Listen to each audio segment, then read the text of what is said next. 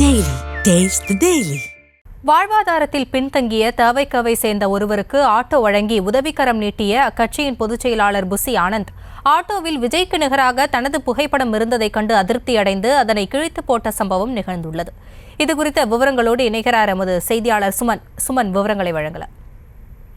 வணக்கம் ஆசினி. அதாவது செங்கல்பட்டு மாவட்ட தமிழக வெற்றி கழகத்தைச் சேர்ந்த காட்டாங்குளத்தூர் பகுதியைச் சேர்ந்த சிவமணி என்பவர் தன்னுடைய குடும்பம் மிகவும் வாழ்வாதாரத்தை இழந்து தவித்து வருவதும் தனக்கு ஒரு ஆட்டோவை முன்பணம் கட்டி வாங்கி கொடுத்தால் என் குடும்பத்தை நான் கவனித்துக் கொள்வேன் என்று கூறி செங்கல்பட்டு மாவட்ட தமிழக வெற்றி கழக நிர்வாகி தியாகு என்பவரை அணுகி உதவி கேட்டுள்ளார். இதனை அடுத்து தியாகு ரூபாய் 50,000 முன்பணம் கொடுத்து ஆட்டோ ஒன்றை வாங்கி சிவமணிக்கு தந்துள்ளார்.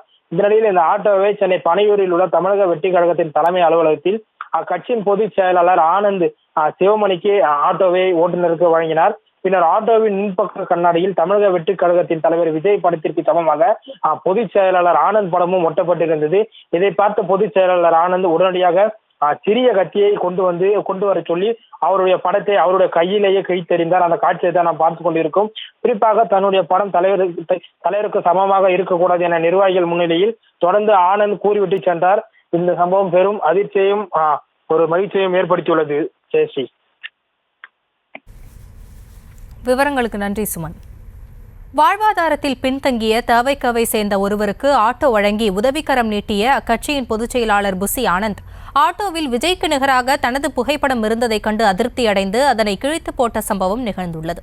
இதுகுறித்த விவரங்களோடு இணைகிறார் எமது செய்தியாளர் சுமன் விவரங்களை வழங்கலாம்.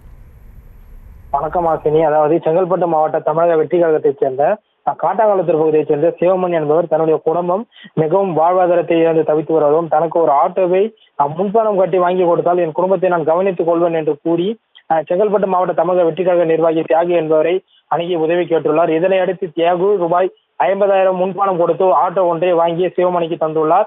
இதனிடையில் இந்த ஆட்டோவை சென்னை பனையூரில் உள்ள தமிழக வெற்றி கழகத்தின் தலைமை அலுவலகத்தில் அக்கட்சியின் பொதுச் செயலாளர் ஆனந்த் சிவமணிக்கு ஆட்டோவை ஓட்டுநருக்கு வழங்கினார். பின்னர் ஆட்டோவின் முன்பக்க கண்ணாடியில் தமிழக வெற்றி கழகத்தின் தலைவர் விஜய் படத்திற்கு சமமாக பொதுச் செயலாளர் ஆனந்த் படமும் ஒட்டப்பட்டிருந்தது.